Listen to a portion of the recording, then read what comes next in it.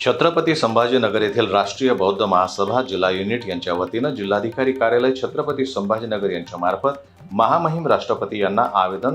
देण्यात आलं। एक दिवसीय धरणे आंदोलनाच्या माध्यमातून राष्ट्रीय बौद्ध महासभेचे पदाधिकारी आणि कार्यकर्ते यांच्या उपस्थितीत राष्ट्रपिता महात्मा ज्योतिराव फुले आणि सावित्रीबाई फुले, माता फातिमा शेख यांचा जीवन संघर्ष हा शैक्षणिक पाठ्यक्रमामध्ये सम्मिलित करावा आणि यांना या महान पुरुषांना भारतरत्न पुरस्कार देऊन सन्मानित करावं अशी प्रमुख मागणी राष्ट्रीय बौद्ध महासभेच्या एक दिवसीय धरणे आंदोलनातून करण्यात आली। देशाचे राष्ट्रपती यांनी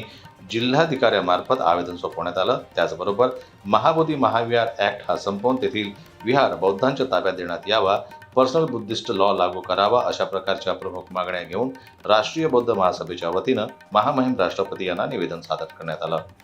6 मार्च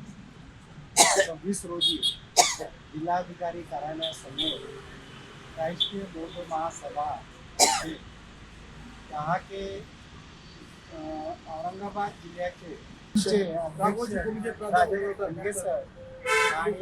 वरगड सर यांच्यातर्फे यांच्यामार्फत आज आपण कलेक्टर ऑफिसला राष्ट्रीय बौद्ध महासभाच्या मध्ये त्यांनी केलेले 5 निवेदन, त्यांनी केलेले 5 मागण्या या आपण त्यांच्या कलेक्टरमार्फत मान्य राष्ट्रपतींपर्यंत पोहोचावं या उद्देशाने आपण कलेक्टर साहेबांना एक निवेदन देत आहोत। मांग है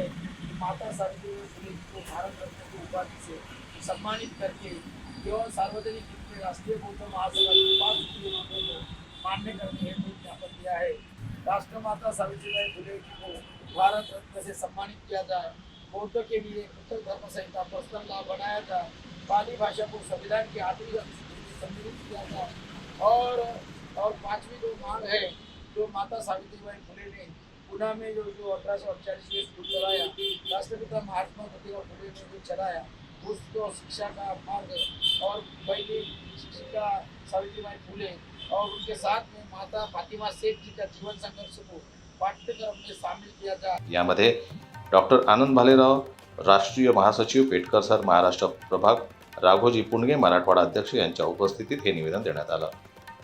जनरल न्यूज करता छत्रपती संभाजीनगरहून दिलीप वरघट यांची रिपोर्ट।